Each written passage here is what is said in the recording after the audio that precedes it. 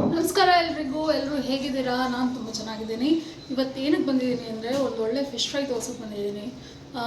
ನೋಡಿ, ಇದು ಒಂದು ಒಳ್ಳೆ ಟೇಸ್ಟಿ ಫಿಶ್ ಫ್ರೈ ಗೈಸ್. ನೀವು ಟ್ರೈ ಮಾಡಲೇಬೇಕಾಗಿರೋ ರೆಸಿಪಿ. ಯಾಕೆ ಗೊತ್ತಾ? ನೀವು ನಾರ್ಮಲಿ ಬೀಚ್ ಕಡೆ ಎಲ್ಲ ಹೋದರೆ, ತಮಿಳ್ನಾಡು ಕಡೆ ಆಗಲಿ, ಮರೀನಾ ಬೀಚ್ ಕಡೆ ಆಗಲಿ ಹೋದರೆ ನಿಮಗೆ ಫಿಶ್ ಫ್ರೈ ಮಾಡಿಕೊಡ್ತಾರೆ. ಅದು ಎಷ್ಟು ಟೇಸ್ಟಿಯಾಗಿರುತ್ತೆ, ಯಾಕೆ ಟೇಸ್ಟಿಯಾಗಿರುತ್ತೆ ಅಂತ ನಾನು ಈ ವಿಡಿಯೋದಲ್ಲಿ ನಿಮಗೆ ತೋರಿಸ್ತೀನಿ. ಬನ್ನಿ ಮಾಡಿ ತೋರಿಸ್ತೀನಿ.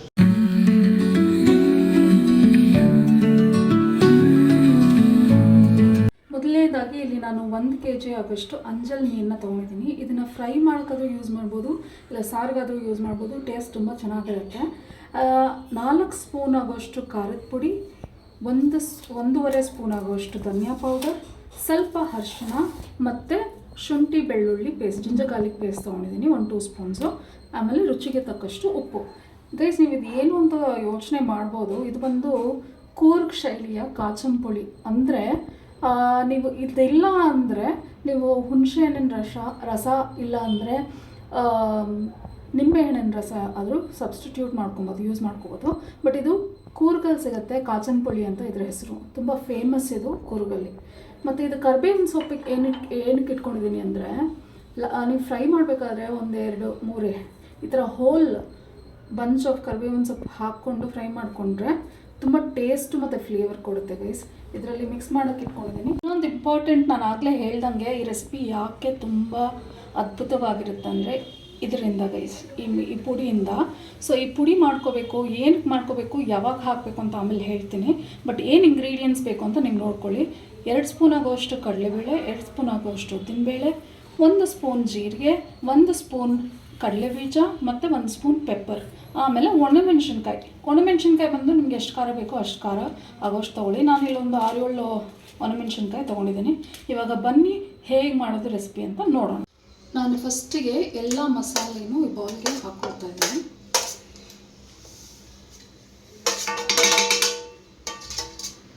ಏನು ಗೊತ್ತಾ ಗೈಸ್, ನೀವು ಮಸಾಲೆ ಮಾಡ್ಕೋಬೇಕಾದ್ರೆ ಫಸ್ಟು ಮಸಾಲೆನ ಎಲ್ಲ ಹಾಕಿ ಮಿಕ್ಸ್ ಮಾಡ್ಕೊಳ್ಳಿ. ಕೈ ಯೂಸ್ ಮಾಡ್ಕೋತೀನಿ, ಸ್ಪೂನಲ್ಲಿ ಸರಿಯಾಗಿ ಆಗಲ್ಲ.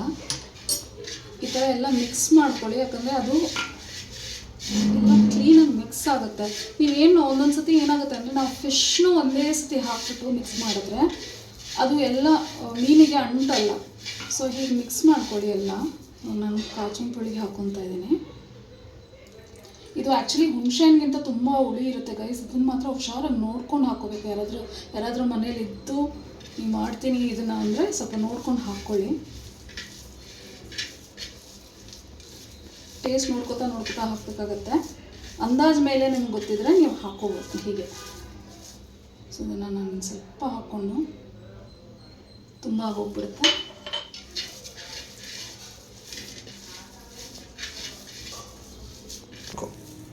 ನೀವು ಒಂಚೂರು ಇದು ಮಸಾಲೆ ಗಟ್ಟಿ ಬಂದಿರೋದ್ರಿಂದ ಒಂದು ಸ್ವಲ್ಪ ನೀರು ಹಾಕಿ ಮಿಕ್ಸ್ ಮಾಡ್ಕೊಳ್ಳಿ. ನೋಡಿ, ನಾನು ಈ ಕನ್ಸಿಸ್ಟೆನ್ಸಿಗೆ ಮಿಕ್ಸ್ ಮಾಡ್ಕೊಂಡಿದ್ದೀನಿ. ಇವಾಗ ನಾವು ಮೀನನ್ನ ಹಾಕ್ಕೊಂಡು ಅಪ್ಲೈ ಮಾಡ್ಕೊಳ್ಳೋಣ.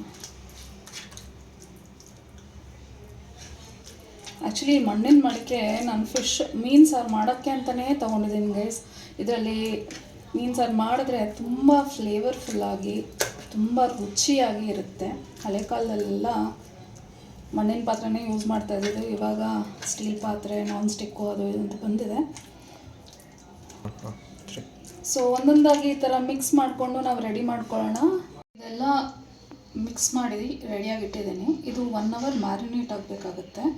ಮ್ಯಾರಿನೇಟ್ ಆಗ್ತಾ ಇರಲಿ, ನಾವು ಈ ಮಸಾಲೆನ ಫಿಶ್ 1.5 hour ಮ್ಯಾರಿನೇಟ್ ಆಗಲಿ. ಅದು ಆ ಟೈಮಲ್ಲಿ ನಾವು ಸ್ವಲ್ಪ ಈ ಮಸಾಲಾನ ರೆಡಿ ಮಾಡ್ಕೊಳ್ಳೋಣ. ನಾನು ಆಗಲೇ ಹೇಳ್ದಂಗೆ ಇದು ತುಂಬ ಅದ್ಭುತವಾದ ಒಂದು ಮಸಾಲ. ಲಾಸ್ಟಲ್ಲಿ ನೀವು ಇದನ್ನು ಹಾಕಲೇಬೇಕಾಗುತ್ತೆ ಫಿಶ್ ಮೇಲೆ. ಇದೇ ಒಂದು ಎಕ್ಸ್ಟ್ರಾ ಫ್ಲೇವರ್ ಕೊಡೋದು ನಾನು ಮಾಡೋ ಫಿಶ್ ಫ್ರೈಯಲ್ಲಿ. ಸೊ ಮೊದಲಿಗೆ ಸ್ವಲ್ಪ ಎಣ್ಣೆ ಹಾಕ್ಕೊಳ್ಳೋಣ ಒಂದು ಕಡಾಯಿಗೆ. ಇದು ಕಡಲೆಬೇಳೆ ಮತ್ತು ಉದ್ದಿನಬೇಳೆ ಎರಡೂ ಸ್ವಲ್ಪ ಫಸ್ಟು ಫ್ರೈ ಮಾಡ್ಕೊಳ್ಳೋಣ.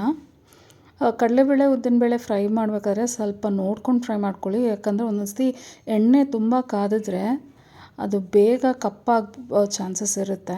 ಸೊ ನಿಧಾನಕ್ಕೆ ಫ್ರೈ ಮಾಡ್ಕೊಳ್ಳಿ. ಫ್ರೈ ಮಾಡ್ತಾನೆ ಘಮ ಘಮ ಅಂತ ಸ್ಮೆಲ್ ಬರ್ತಿದೆ. ತುಂಬ ಅದ್ಭುತವಾಗಿದೆ ಸ್ಮೆಲ್ಲು. ನಿಮಗೆಲ್ರಿಗೂ ಗೊತ್ತಿರುತ್ತೆ, ಯಾಕಂದರೆ ಆಲ್ಮೋಸ್ಟ್ ಎಲ್ಲರೂ ಅಡುಗೆ ಮಾಡೋರೆ ಇಲ್ಲಿ. ಸ್ವಲ್ಪ ಫ್ರೈ ಆದಮೇಲೆ ನಾವು ಜೀರಿಗೆ, ಹಸಿಮೆಣಸಿನ್ಕಾಯಿ, ಪೆಪ್ಪರು ಮತ್ತು ಕಡಲೆಬೀಜ ಇಷ್ಟನ್ನು ಹಾಕಿ ಡ್ರೈ ರೋಸ್ಟ್ ಮಾಡ್ಕೊಳ್ಳೋಣ ಸ್ವಲ್ಪ ಎಣ್ಣೆಯಲ್ಲಿ. ಡ್ರೈ ರೋಸ್ಟ್ ಆದಮೇಲೆ ಇದನ್ನು ನಾನು ಮಿಕ್ಸಿ ಜಾರ್ಗೆ ತೊಗೊಳ್ತಾ ಇದ್ದೀನಿ. ಮಿಕ್ಸಿಗೆ ಯಾವತ್ತಿದ್ರೂ ಆರಿದ ಮೇಲೆ ಹಾಕ್ಕೊಳ್ಳಿ. ಮಿಕ್ಸಿಗೆ ಬಿಸಿ ಬಿಸಿನೇ ಹಾಕಬೇಡಿ, ಮಿಕ್ಸಿ ಹಾಳಾಗುತ್ತೆ. ಸ್ವಲ್ಪ ಆರಿದ ಮೇಲೆ ಮಿಕ್ಸಿ ಜಾರ್ಗೆ ಹಾಕ್ಕೊಂಡು ತರಿಯಾಗಿ ಕೋರ್ಸಾಗಿ, ತುಂಬ ಕೋರ್ಸಾಗಿ ಗ್ರೈಂಡ್ ಮಾಡ್ಕೋಬೇಡಿ, ಸ್ವಲ್ಪ ತರಿಯಾಗಿರಲಿ. ಗ್ರೈಂಡ್ ಮಾಡಿಕೊಂಡು ನಾವು ಈ ಪೌಡ್ರನ್ನ ರೆಡಿ ಮಾಡ್ಕೊಳ್ತಾ ಇದ್ದೀವಿ. ಇವಾಗ ರೆಡಿ ಇದೆ ಪೌಡ್ರು. ಇದನ್ನು ಒಂದು ಬೌಲ್ಗೆ ಹಾಕ್ಕೊಳ್ತಾ ಇದ್ದೀನಿ, ಚಿಕ್ಕ ಬೌಲ್ಗೆ. ಇದನ್ನು ನಾವು ಲಾಸ್ಟಲ್ಲಿ ಯೂಸ್ ಮಾಡ್ಕೊಳ್ಳೋದು, ಇವಾಗ ಸದ್ಯಕ್ಕೆ ಈ ಪೌಡ್ರ್ ಅವಶ್ಯಕತೆ ಇಲ್ಲ. ಸೊ ನಾವು ಇವಾಗ ಫಿಶ್ಶು ಆಲ್ಮೋಸ್ಟ್ 1 hour ಆಗಿದೆ ರೆಡಿ ಮಾಡಿಕೊಂಡು ನಾನು ತವ ತೊಗೊಂಡು ಎಣ್ಣೆ ಹಾಕ್ಕೊಳ್ತಾ ಇದ್ದೀನಿ. ತವಾಗೆ ಎಣ್ಣೆ ಸ್ವಲ್ಪ ಕಾದ ನಂತರ ನಾನು ಕರಿಬೇವಿನ ಸೊಪ್ಪು ಹಾಕ್ತಾಯಿದ್ದೀನಿ. ಯಾಕೆ ಕರಿಬೇವಿನ ಸೊಪ್ಪು ಹಾಕೋದಂದರೆ, ಕರಿಬೇವಿನ ಸೊಪ್ಪು ತುಂಬ ಫ್ಲೇವರ್ ಕೊಡುತ್ತೆ ಫಿಶ್ಶಿಗೆ, ಮತ್ತು ಸ್ಮೆಲ್ಲು ತುಂಬ ಅದ್ಭುತವಾಗಿರುತ್ತೆ. ಸೊ ಕರಿಬೇವು ಸೊಪ್ಪನ್ನ ಚೆನ್ನಾಗಿ ತೊಳೆದು ಕಡ್ಡಿ ಸಮೇತ ಹಾಕ್ಬೋದು, ಏನು ಪರವಾಗಿಲ್ಲ. ಅದನ್ನು ಅಂದರೆ 2 ಭಾಗದಲ್ಲೂ ಸ್ವಲ್ಪ ಫ್ರೈ ಮಾಡ್ಕೊಳ್ಳೋಣ ಎಣ್ಣೆಯಲ್ಲಿ. ಆಮೇಲೆ ಫಿಶ್ನ ಹಾಕ್ಕೊಳ್ಳೋಣ. ಈಗ ಒಂದೊಂದೇ ಫಿಶ್ ಹಾಕ್ಕೊಳ್ಳಿ ಕರಿಬೇವಿನ ಸೊಪ್ಪು ಮೇಲೆ. ಫಿಶ್ಶು ಚೆನ್ನಾಗಿ ಮ್ಯಾರಿನೇಟ್ ಆದ್ರೇ ಒಳ್ಳೆ ಫ್ಲೇವರ್ ಕೊಡೋದು ಗೈಸ್. ಚೆನ್ನಾಗಿ ಮ್ಯಾರಿನೇಟ್ ಮಾಡಿ, ಅಟ್ಲೀಸ್ಟ್ 1 hour ಮ್ಯಾರಿನೇಟ್ ಆಗಲೇಬೇಕು. ಮ್ಯಾರಿನೇಟ್ ಆದಮೇಲೆ ನೀವು ಈ ಥರ ತವ ಮೇಲೆ ಹಾಕ್ಕೊಂಡು ಸ್ವಲ್ಪ ಎಣ್ಣೆ ಹಾಕ್ಕೊಂಡು ಫ್ರೈ ಮಾಡ್ಕೊಳ್ಳಿ. ತುಂಬ ಡ್ರೈಯಾಗಿ ಮಾಡ್ಕೊಬೇಡಿ, ಯಾಕಂದರೆ ಒಳ್ಳೆ ಫ್ಲೇವರ್, ಅಂದರೆ ಒಬ್ಬೊಬ್ಬರಿಗೆ ತುಂಬ ಡ್ರೈ ಮಾಡಿಕೊಂಡ್ರೆ ಇಷ್ಟ. ಆದರೆ ನನಗೆ ಸ್ವಲ್ಪ ಆಯಿಲಿ, ಸ್ವಲ್ಪ ಗ್ರೀಸಿ ಇದ್ದರೆ ನನಗೆ ತುಂಬ ಇಷ್ಟ ಆಗುತ್ತೆ. ನಮ್ಮ ಮಕ್ಳಿಗೂ ಆಗಿದೆ ಇಷ್ಟ ಆಗೋದು. ಸೊ ಇದನ್ನ ನಾವು ತಿರ್ಗಿಸ್ಕೊಳ್ಳೋಣ. ಈಗ ಒಂದು ಕಡೆ ಬೆಂದಿದೆ ಅನಿಸುತ್ತೆ, ತಿರುಗಿಸಿ ಹಾಕಿ ಎಲ್ಲ ಫಿಶ್ನು ತಿರುಗಿಸಿ ಹಾಕೋಣ. ಘಮ ಘಮ ಅಂತ ಸ್ಮೆಲ್ ಬರ್ತಿದೆ ಗೈಸ್. ಇವಾಗ ಸ್ವಲ್ಪ ಇದನ್ನು ಬೇಗ ಬಿಡೋಣ. ನೀವು ಫಿಶ್ ಮೇಲೆ ಸ್ವಲ್ಪ ಪ್ರೆಸ್ ಮಾಡಿದಾಗ ಅದರಲ್ಲಿರೋ ಸ್ವಲ್ಪ ನೀರೇನಾದರೂ ಕಂಟೆಂಟ್ ಇದ್ದರೆ ಅದ್ರ ಹೊರಗಡೆ ಬಂದುಬಿಡುತ್ತೆ.